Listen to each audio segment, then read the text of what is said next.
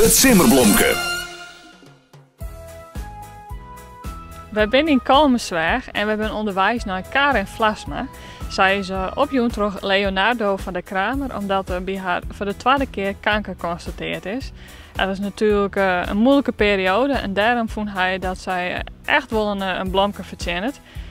Even om haar op te fleuren, dus we hebben weer een mooi boeketje meenam van Jeldedas Bloemenboutique uit de Westereen. Dus we zullen even zien als ze thuis is en als ze het mooie blomke waarderen kan. Nou, we rennen het hier even op. En dan zullen we even aanbellen. De garage is even, dus ik denk wel dat er iets thuis is. Even zien wat de bel is. Die schukt ze gauw nog net, maar de deur gaat open.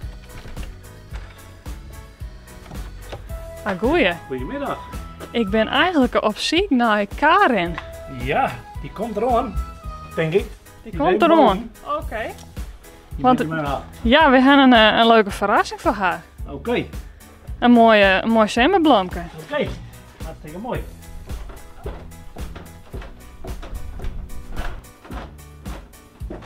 Ah, goeiemiddag. Je bent Karen. Ja, klopt. Nou, we hebben een heel mooi zomerblomke, want iemand die had jou namelijk opjoen voor een leuke opkijker. Ja. Ja, nou, we hebben begrepen dat het gaat op een moment net zo goed. Nee, je hebt wat minder momenteel. Wil je er misschien wat over vertellen? Nee, ik heb voor de tweede keer kanker. Dat komt al je weer goed, gelukkig. Ja, de vooruitzichten ben positief. Ja, ik ben prima. Ja, heb je misschien een idee waar het zo kunnen wijzen die je opjoen hebt voor dit mooie blomke? Nee. Leonardo van der Kramer. Ah, Leo, oké. Nou, dat lief van Leo. Ja, echt even een opkijker, zeg maar. Dus nou, ik jou me hoor, alsjeblieft. Het is een mooi boeketje van Jeldedas Bloemenboutique. Dus ja, gewoon even om je wat op te fleuren en ja, sterkte te wensen natuurlijk. Ja, dankjewel. Dankjewel, Leo.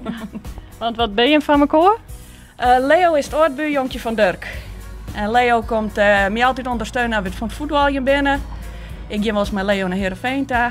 Nou ja, je komt hier elke dag zo wat. Of je belt. Maar ja. Dus goeie vriend, zeg maar. Heel goeie vriend. Nou, helemaal goed. Dan hoop ik dat het toch een beetje een opkijker brengt in deze periode. En dan wens ik in ieder geval een hele prettige sterkte. Ja, dankjewel. Wist ik iemand die wel een simmerblomke verzint? Jou het on terug. Mail de namen en reden van die persoon die sto verrassen worst naar simmer@rtvnof.nl. Het Simmerblomke.